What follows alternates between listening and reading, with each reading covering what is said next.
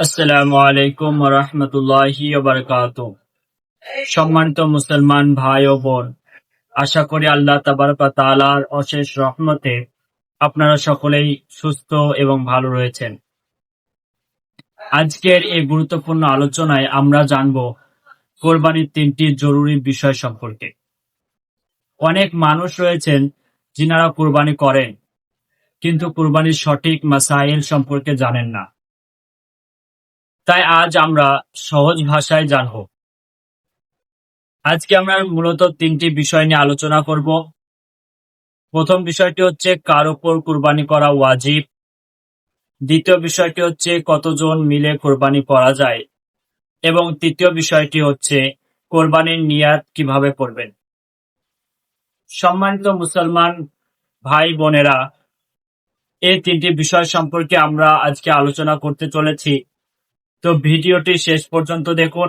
আসুন আমরা সর্বপ্রথম জেনে নিই যে এই যে কুরবানি করে মানুষ, এই কুরবানিটা আসলে কি।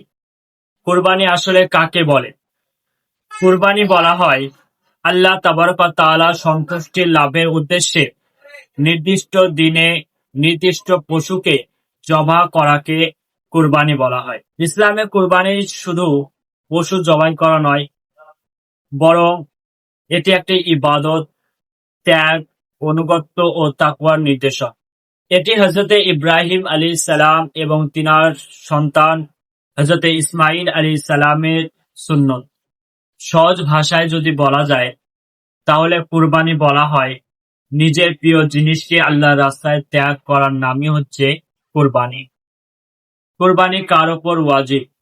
ইমাম আজম আবু হানিফার মতে প্রত্যেক প্রাপ্তবয়স্ক মুসলিম পুরুষ এবং মহিলার প্রতি কুরবানি করা ওয়াজিব, যদি তিনারা নিসাব পরিমাণ সম্পদের মালিক হন, অর্থাৎ যার কাছে প্রয়োজনীয় খরচ বাদ দিয়ে এতটা সম্পদ রয়েছে যা শরীয়তে নির্ধারিত সীমায় পৌঁছে যায়, সেই ব্যক্তির প্রতি কুরবানি করা ওয়াজিব।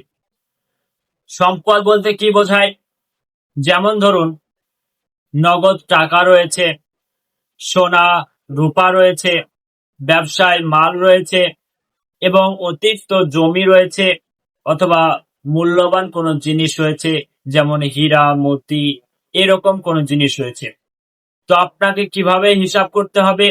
হিসাবটা হবে এরকম যে যদি সোনা হয় তো 7.5 ভরি সোনা, অথবা চাঁদি হলে 52.5 ভরি চাঁদির সমপরিমাণ যে টাকা হবে, সেই টাকাটা যদি আপনার কাছে থাকে, তাহলে আপনার প্রতি কুরবানি করা ওয়াজিব হয়ে যাবে। মনে রাখবেন, শুধু পুরুষের ওপর নয়, নারীর ওপরেও কুরবানি করা ওয়াজিব হতে পারে, যদি তিনি নিসাবের মালিক হন। বাড়িতে একজন দিলে কি সবার পক্ষ থেকে কুরবানি হয়ে যায়? এটাও অনেকেই ধারণা করেন যে একটা ফ্যামিলি থেকে যদি একটি কুরবানি করা হয়, তাহলে সকলের কুরবানি হয়ে যায়, কিন্তু এটা আসলেই সম্পূর্ণ ভুল ধারণা। যদি একটা ফ্যামিলিতে পুরুষ এবং মহিলা, স্বামী এবং স্ত্রী, দুজনে যদি আলাদা ব্যবসা থাকে বা দুজনে আলাদা কোনো কাজ করে এবং দুজনেই মালিকের নিসাবের মধ্যে পৌঁছে যাচ্ছেন বা নিসাবের মালিক হয়ে যাচ্ছেন, তাহলে তাদের দুজনের প্রতি কুরবানি করা ওয়াজিব হবে। এবার আমরা জানবো যে কোরবানি করার জন্য পশু যে আমরা চয়েস করব, সেই পশুটা কেমন হতে হবে। তো পশুটা হচ্ছে গরু, ছাগল, মহিষ, ভেড়া, দুম্বা অথবা উট, এগুলো মধ্যে আপনি যে কোনো একটা কোরবানিতে অংশগ্রহণ করতে পারেন। এবার এর মধ্যে কতজন অংশগ্রহণ করতে পারে? যদি ছাগল, ভেড়া এবং দুম্বা হয়, তাহলে একজন ব্যক্তি অংশগ্রহণ করবে, মানে একজন ব্যক্তির জন্যই কুরবানি করা যাবে। এর চাইতে বেশি এতে অংশগ্রহণ করতে পারবে না। আর যদি গরু, মহিষ অথবা উট হয়, তাহলে 1 জন, 2 জন, 3 জন, এইভাবে 7 জন পর্যন্ত একটা গরু, মহিষ এবং উটে অংশগ্রহণ করতে পারবে। আরেকটি জরুরি বিষয় বলে দিই, কোন পশুর বয়স কত হলে কুরবানি করা যাবে। ছাগল ভেড়া যদি হয় তাহলে 1 বছর হলে কোরবানি করা যাবে। আর যদি দুম্বা হয় তার বয়স 1 বছর লাগবে। 6 মাসের দুম্বা যদি অনেক বড় মোটা হয় তাহলে আপনি কোরবানি করতে পারেন, সমস্যা নাই। গরু বা মহিষ যদি হয় তাহলে 2 বছর বয়স লাগবে। যদি উট কোরবানি করেন তাহলে 5 বছর বয়স হতে হবে। অংশগ্রহণ তো 7 জন পর্যন্ত করা যাবে গরুতে, মহিষে। তবে একটা কথা মনে রাখবেন, সবার নিয়াত কিন্তু সঠিক হতে হবে। নিয়াত বলতে কি? নিয়াত বলতে এটাই, যখন আপনি পশু কোরবানি করার জন্য কিনবেন তখন আপনার নিয়াত, মনের যে আপনার নিয়াত রয়েছে সেটা এরকম থাকতে হবে যে আমি আল্লাহ তাবারক ওয়া তাআলার সন্তুষ্টির জন্য কোরবানি করছি। একটা কোরবানিতে যদি 5 জন অথবা 7 জন অংশগ্রহণ করে, তাদের মধ্যে যদি একজন ব্যক্তির নিয়াত এরকম থাকে যে সে গোশত খাওয়ার জন্য কোরবানি করছে, তাহলে কারো কোরবানি হবে না। তার মানে বোঝা গেল যে আমাদেরকে কোরবানির নিয়াত করতে হবে যে আমরা আল্লাহ তাবারক ওয়া তাআলার সন্তুষ্টির জন্য কোরবানি করছি।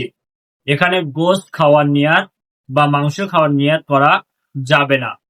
আরেকটি জরুরি বিষয় হচ্ছে, একটি গরুতে 7 জন ব্যক্তি অংশগ্রহণ করছে, তাদের মধ্যে যদি কারো আকীদা খারাপ হয়, যেমন ধরুন নাবী সম্পর্কে তার বিশ্বাস আলাদা বা তার বিশ্বাস খারাপ, তাহলে সে ব্যক্তির কারণে কারো কোরবানি আল্লাহর দরবারে কবুল হবে না। কোন দেওবন্দি, ওয়াহাবি, লামাযহাবি, ফারাজি এদেরকে যদি কোরবানির মধ্যে আপনি অংশীদার করেন তাহলে আপনার এবং তার এবং অন্যজনের কারো কোরবানি সঠিক হবে না। কোরবানি শুধু পশু জবাই করার নাম নয়, এটি তাকওয়া, অনুগত্য এবং আল্লাহর হুকুম মানার শিক্ষা। যে ব্যক্তি আন্তরিকতার সহিত কুরবানি করবে সে ব্যক্তি বড় সওয়াব লাভ করবে ইনশাআল্লাহ তাবারক ওয়া তাআলা। তো আমরা জানলাম কোরবানি কার উপর ওয়াজিব, কতজন মিলে কোরবানি করা যায়, কোরবানির নিয়াত কিভাবে করবেন এবং কোরবানির নিয়াত কিভাবে করলে সঠিক হবে। ভিডিওটি যদি ভালো লাগে অবশ্যই শেয়ার করুন এবং আমাদের চ্যানেল ইশকে মদিনা মিডিয়া সাবস্ক্রাইব করে সঙ্গে থাকুন। আগামী দিনে আরো কোরবানির বিস্তারিত মাসাইল সম্পর্কে আলোচনা করা হবে ইনশাআল্লাহ তাবারক ওয়া তাআলা। আসসালামু আলাইকুম ওয়া রাহমাতুল্লাহি ওয়া বারাকাতুহু।